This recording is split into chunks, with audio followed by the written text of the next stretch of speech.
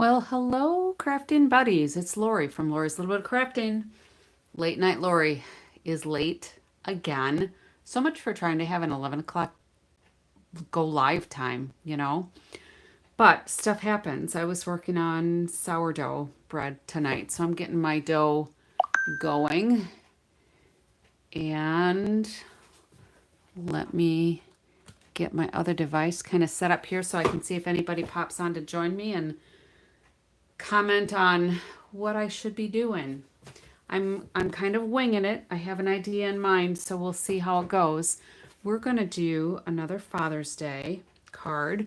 Now, if you saw the little thumbnail, I've got Happy Father's Day here. And this is from the Mountain Majesties paper pumpkin kit for May. And there's a lot of nice sentiments on here. So you can see you mean the world to me. Happy birthday. I love you. Best dad ever. You're the greatest. Happy Father's Day. And to a wonderful man. And then there's some seagulls on here too. I might actually, no, I don't think I'll use those. I'm just going to use the Happy Father's Day. So, what I did here is I took a piece of Secret Sea. This is 3 by 4.5. I've got another one that's 3 by 4, just because I was just cutting to where it looked like it would be all right. And I have these metallic texture rub-ons. I showed them one other time, but I'm going to show them again just because they're pretty cool. Hopefully you can see. This is like embossing without having to get all of the things to emboss. All right. And we're just going to let's put this on, because what I did was I took one of the tree elements from the kit. I got stuff invading my space. I was trying to have it a little cleaner, but it didn't work. I get kind of cluttered. So I took one of these tree elements. So I think I'm going to use that. And I had kind of envisioned it something like this, with a sentiment and a little, the fun fold is going to go on top of here. You'll see it's kind of cool. So I think what I'm going to do with this one is I'm going to use this branch here, because if I use the element of the tree, that kind of looks pine tree-ish. So let's just cut around this little piece. So with these metallic rub-ons, you get 8 sheets. There's 2 designs, so you have 4 sheets of each design. 2 are silver, 2 are gold. All right. So I'm going to pull off the backing, and then you can see, you can tell what's the back and what's the front. The front is going to be the one that's got the white for you. And I'm just going to lay this on here, and I'm going to rub. And I don't know if it's pressure so much as maybe heat, because the last time I did these on a live, it didn't seem like it wanted to lift off. And now this one's not either. But when I did this Sunday at our team meeting, and it might just be that's a void part that's trying to come up. I didn't use any tool. I used my, let me back up. I have so many things going through my head. So the last time I did this on a live, I tried to rub it and it didn't seem like it was all coming off. So I used my bone folder, and that didn't really seem like it helped. So I don't know that it was really the pressure. And Sunday, when I was at my team meeting with my leader and some of my sidelines, I did it with just my fingers, and it worked out perfect. So I think it actually worked out really well today too. I was second guessing myself. So hopefully you can see how cool that looks with the shimmer on there. So I use the silver. All right. So I'm going to get these pieces out of the way, and don't get rid of some of these either, because there's some fun little dots on there. Maybe I should just put those down and get rid of them, right? We'll do that. So we'll see how that works.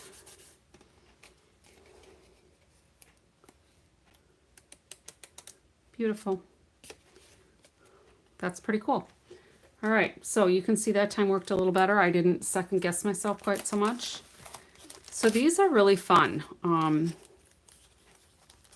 I may have to do a class with these because rather than getting embossing powders and the embossing kit and the heat gun, this lets you do it like a pro for less effort and storage space. So for those of you who don't want to get all the things, this might be perfect for you.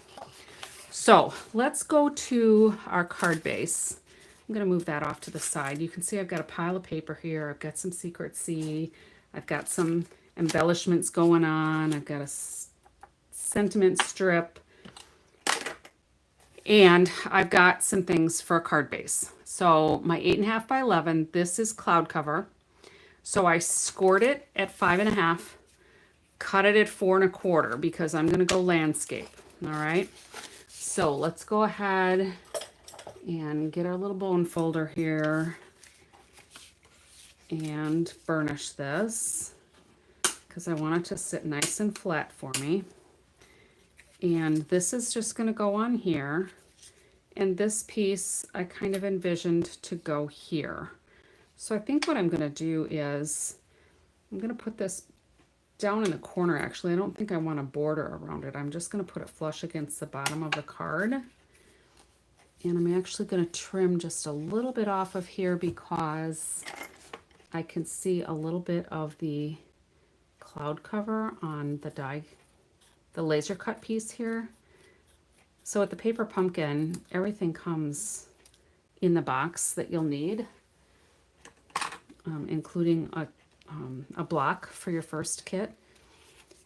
So we're going to go ahead and put that there. And I'm going to take just about an 1/8 inch off of here. And we'll see, oops, we'll see how that looks. And I'm going to keep my trimmer close at hand. So if I put this here, what I'm looking for, what I'm shooting for is to have this piece kind of concealed by the tree and lining up with the tree. So we could actually do that, and then it's kind of centered on here. So I kind of like that. And then the tree frames that stark corner. Okay, so that's going to go like that. And then for my second card, I'm going to go ahead and burnish this. But I did this as a bookbinding fold. So when I scored it at my 5.5, so it would have been scored here at 5.5, I flipped it over and scooted it down 1 inch, and I scored it just 1 inch from that center line so that when it opens, it'll open like kind of a book that's bound. All right, so we'll put some paper here, and then this piece will go here, and I probably won't do the tree on this one. So maybe I should have traded these. Maybe I should put this one here because that goes with the pine tree. We'll get this to work yet. So that goes with the pine tree. So I'll put that one here and we'll kind of conceal that like so. And then this one, we could just make that go right to the edge. That would be different. And then we're going to have a piece of paper here and another item here. So we'll see how this looks when it all starts coming together. All right. So let's do some sentiment work here. And we're going to use the Secret C ink. And I think I might need to put a little dollop of Vaseline in my track there because it's a new ink pad. So sometimes they're kind of stiff. So I'm just going to try to do this kind of close to the top. And I'm not pressing super hard. I'm just letting that ink settle into the paper. If you squish too hard, you can distort the letters. And I'm going to do a second one just because we've got 2 cards here. And we'll see how it looks. All right. So we'll just set that off to the side because I'm pretty much done with that. And I'm done with my ink. So we're going to close that up and put that out of the way. So let's go ahead and slice these apart. And I'm just going to trim that down. So this will be for one of the cards. And then this will be for the second one. And again, we'll just trim this down. And my plan is to cut these words apart. If you've watched me before, you've seen that I kind of like to do that. It gives it kind of a fun look. All right. So let's do the next step then. We are going to, I suppose I could have put that all the way out of the way, but I'm going to use it in just a second. All right. So I'm going to set these off to the side for a minute. And if you don't get paper pumpkin, so that you don't have this Happy Father's Day, if you've got gone fishing, there's a Happy Father's Day in that. There are probably, I mean, in my collection of things, I'm sure that I've got some other sets that maybe say Happy Father's Day. I just haven't taken the time to find them. But the next thing we're going to do is we're going to take a piece of 6x6 designer series paper. This happens to be the Timeless Plaid. It was in our mini catalog this spring, but I don't know if it's in the new catalog or if it's an online exclusive, but it is available. So I'm going to take one sheet of this, and if you've got somebody who likes, like my husband likes to wear Hawaiian shirts, so I've got another sample that I'm going to use this with, and I'll show you kind of how that looks, but I'm going to take you through the steps of my surprise little fun fold here. So we're going to trim this down to 4x6. And you'll just have to kind of bear with me here, all right? So we don't really need this except on that bookbinding card because I've got 1 inch there. I'm going to cut this at 7/8.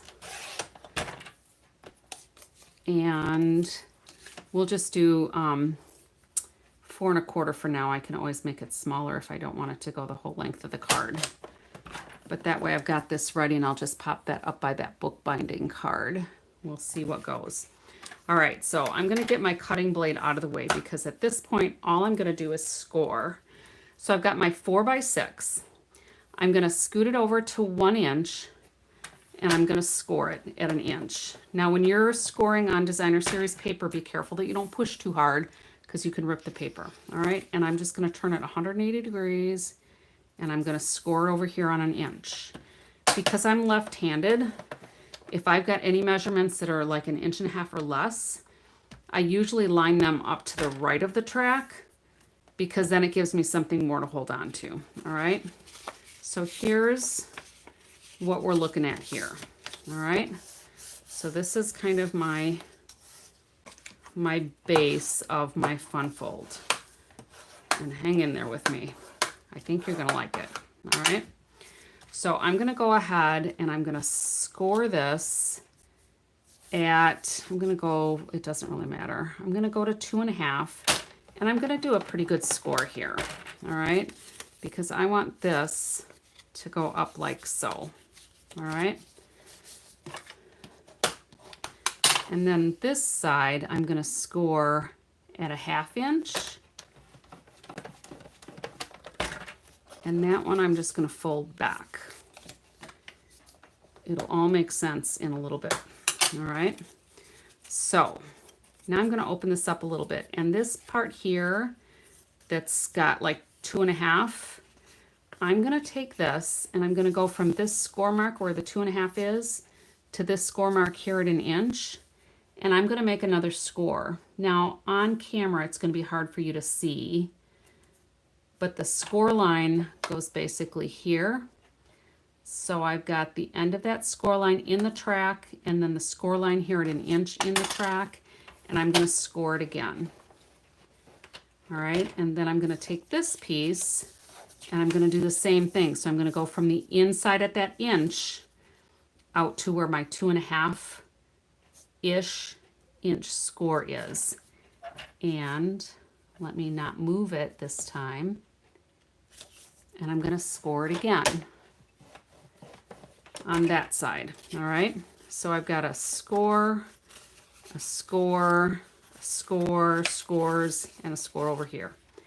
I'm done scoring. All right, so let's back up again. We've got our 4 by 6. I scored it 1 inch. I scored it 1 inch. I turned it. I scored a 1/2 inch. And then I kind of turned it around, so I scored here at 2.5 inches. And then from my 2.5 to the 1 inch, so that's like on the big half of my piece, I scored from the outer edge into that 1 inch score, and again from that outer edge to the 1 inch score. All right, so it doesn't look like a whole lot right now, but we're gonna go like this. All right, and then I'm gonna fold this up, and I'm gonna fold this down, and I'm gonna flip it over. Okay, and what I want to do here is I'm going to open this up here for a second. I'm going to just finger fold maybe about 1/4 inch in,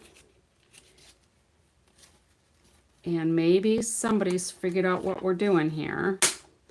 It's more origami, I suppose, than it is a fun fold. But I'm going to kind of fold these in here.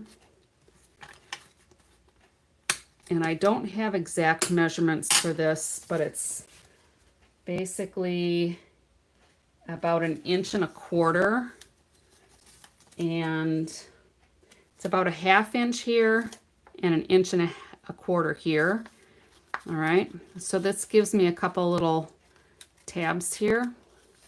So when I fold this up and I tuck one side under that and tuck the other side under here, oops,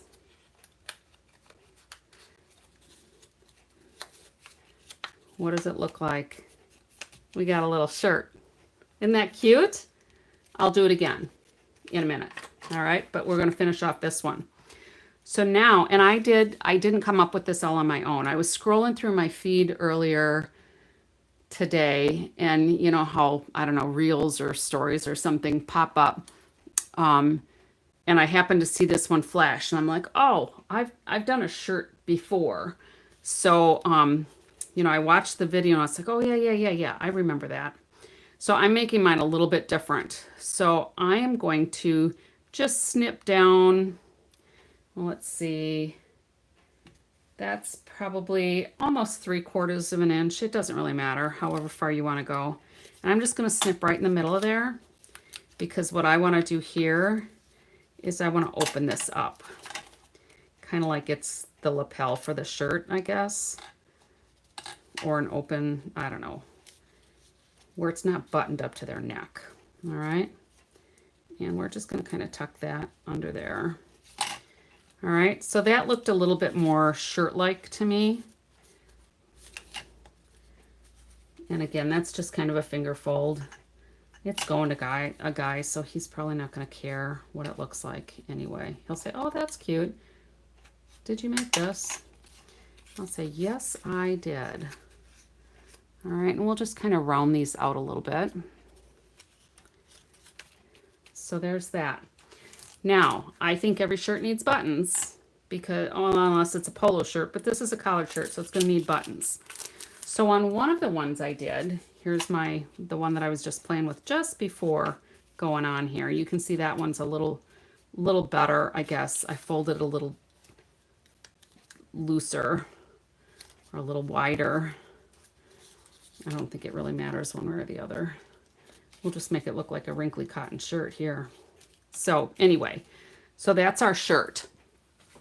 So this one, I used some rhinestone basic jewels and I used my Secret Sea Dark Stampin' Blends, and I just colored them. If you're going to color any of your gems, make sure that you're using your alcohol blends, your alcohol marker.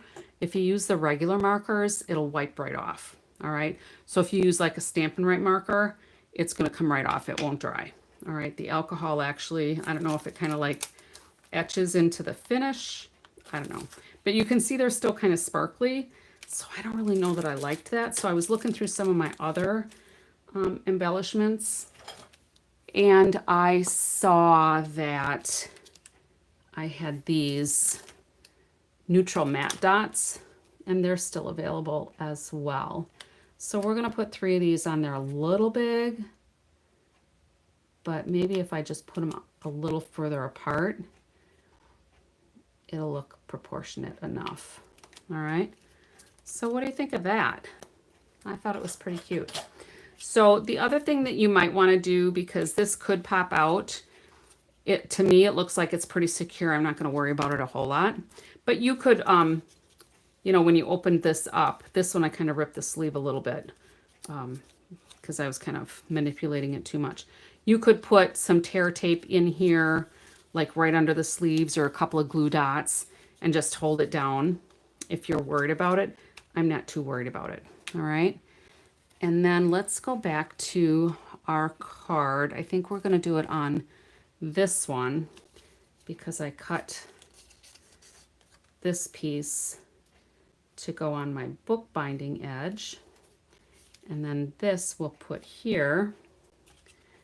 Our little shirt we're going to put over here so that it doesn't go past the fold. All right, so that'll just go on there. And then what I thought I would do, let's move this over to the edge of the paper here. What I thought I would do then is I like to snip my letters or my words apart and make it a little more whimsical. And I think what I'll do is I'll trim a little bit off the tops and the bottoms of these so they're just a little more narrow, because I didn't quite get it snipped in the center of where the words were going to sit on my little strip of white cardstock. All right, so let's just finish this last one here. And we'll snip that off of there. And just a little bit off the bottom. And so we can go Happy Father's Day. And so that would go like that. Now I could, before I glue this, so with a book binding, when you've got this inch here, you want to put glue or tear tape on there and affix that down so that it actually just opens like a book, not opens like it's got a bend in it. All right. What I could do is take some baker's twine and wrap it around here before I glue it down. And then I could put a knot or a bow on here. We'll see. I'll kind of eyeball it up after I'm done. So this will go here. And then the shirt will go on there. We've got the little bit of shimmer from those rub-ons. All right. And then for this one, we'll just lay it out with the other shirt that I did. And I kind of like that. It kind of gives it like a camping vibe. So if you've got a man in your life that is like an outdoorsman, I'm just trying to get that snugged up behind the tree. This would work for that too. Now you could just do Happy Father's Day up there, or you could cut it like that. So I'll probably end up snipping the letters apart. The other thing that you could do is you could turn it into like a fishing one rather than with the tree for a camping or outdoorsman. If you've got some, you know, old stamp set that's got the fishing theme on it. So there's a whole lot you could do with this, but I think it's just adorable as just a quick Father's Day card. So let's do that shirt one more time. I'm just going to move this over here. And I'll show you a couple of others that I did. So here's the one that I did with the in colors. So this is the 25 to 27 in color. And I did this is a secret C. So let's say we did on this one something like this, but we could use a different piece of paper there. So that could go there and we could give it more of a beachy vibe. All right. And then, you know, we'd still have maybe this one, instead of the shimmery rhinestones, we could put the matte finish ones on there. All right, so those are a couple of options there. These are the first ones that I was playing with earlier today. This is some old Gingham Gala Designer Series paper I pulled out of my stash. So find some paper you like and just do it.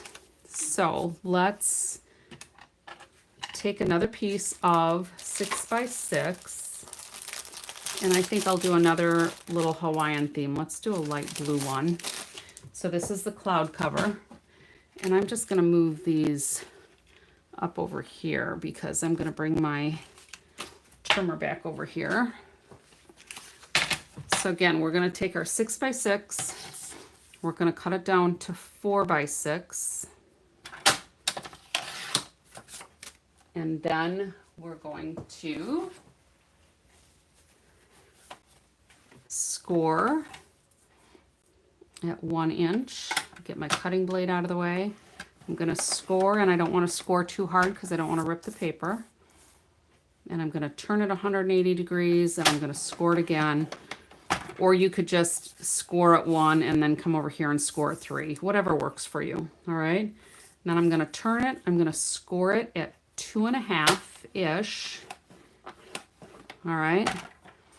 And then I'm going to flip it over, and it's not that big a deal. I just like my mountains going in the direction that I'm going to kind of fold things. It doesn't really matter a whole lot. That one you're going to score at a 1/2 inch. All right.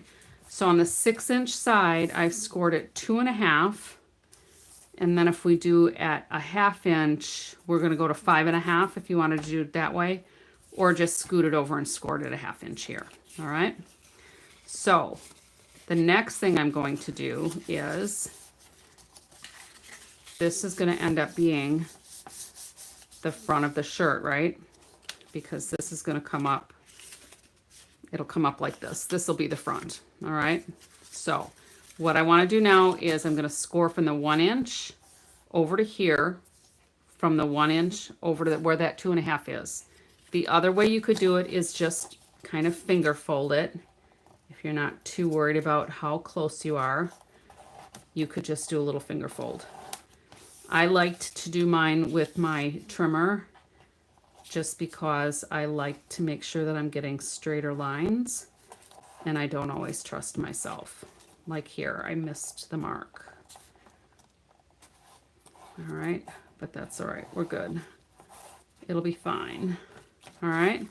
So once you've got those folded in, and I can get rid of my trimmer. We don't really need that anymore. Once you've got those folded in, these are going to become the sleeves, but we're going to fold that in. And then I like to burnish. And there's your sleeves. Okay. So this is going to come up like so. Oh, I did this backwards. But that's all right because it kind of gives you a purpose for your, oh, well, we could go like this too. Interesting. Well, either way, you'll figure it out. If I fold this back, then I can have it open in the front, which would give a purpose to the buttons. It would look more like an open shirt. But if we go like this, which is how it's intended, we're going to bring this to the back. Sometimes there's just happy accidents, right? We'll take that to the back, and I'm going to get this out of the way, and at about a 1/2 inch, we're going to make some creases for the collar. And you can see where I just kind of like finger pressed. you can kind of do it down like that. That would probably work better than trying to say, oh, we go down 1/2 inch or 3/4 of an inch or whatever. Basically, you just want to have these corner tabs available to catch your shirt. All right. And when I measured, now the person I watched they didn't do anything with measurements. All right. But I like to have the measurements just so you've got some consistency in when you're making them, multiple times. All right. So if I'm doing a 1/2 inch here, and I've got 2.5 inches here, that's my 3 inches. And then from here to here is my other 3 inches for my 6-inch sheet. All right. So anyway, when we pull this up now, one of these is going to go under that side of the collar and one's going to go under that side of the collar. And there's your shirt. Now, how I kind of modified it for myself is I just did a slit partway down the front, try to get it in the middle-ish, and just fold it back so you've got like the real open collar. All right. And then, let's try to open that a little bit more maybe. We can also take this out a little bit. There we go. And then we'll just tuck that back under the point of the collar. All right. And then we can take, maybe we'll do, I don't know if I should do crumb cake or the matte white ones. These aren't white. Those are more the basic beige. Let's do white and see how that looks. That would look kind of beachy. And there we go. All right. So that's it for tonight. Let me pull these back in so you can kind of see how they'll end up once I get everything secured down. So that'll be one of them. This is another one. We'll do a different piece of paper here. Maybe that would work. We'll put a piece of that down here because that'll go with the background piece on the shirt with the cloud cover. All right. And then here's just some other shirts I can do something with, or maybe I could just go like this and then it coordinates even better. All right. So rub-ons, a little origami, a little paper pumpkin element, and some folding with some just 6x6 pieces of paper. All right, that's all I have for you tonight. I do have just a couple of reminder announcements. Stampin' Up! Is doing a virtual album retreat, July 16th, 17th, and 18th. It's a whole kit for a year of scrapbook spreads. So there are 12 2-page spreads. Let me know. Send me a message or something, or leave a comment if you want more information on that. I'd be more than happy to get you more info. And right now there's a sweet sale going on. So if you purchase a suite through my online store, the first suite you enter, as long as it's a higher priced one, is going to be full price. Your second suite or bundle that's part of a suite or product that's part of a suite will be half price. You do need to be careful on how you enter things. I was playing with it earlier this morning. So if I entered my suite and put the second suite on, that one came up to be half price. When I added some embellishments, the embellishments I picked were part of a suite, so those became my half price item. Well, I don't want that. I want half price off a suite because I get more money off that way, right? So when you're placing your orders, be very careful as to how you enter and just watch to see what's really going on for your half price item. So if you've got multiple elements of a suite, you might not save as much on the sale, all right? And you might just decide to do those in a separate order, which is what I ended up doing, all right? So anyway, Let me know if you've got questions. Thanks for stopping by. If you like my video, give me a little thumbs up. I'd appreciate it. Share my video. Subscribe to my channel if you've not already. I appreciate the support so much. Thanks for stopping by, and until next time, happy crafting.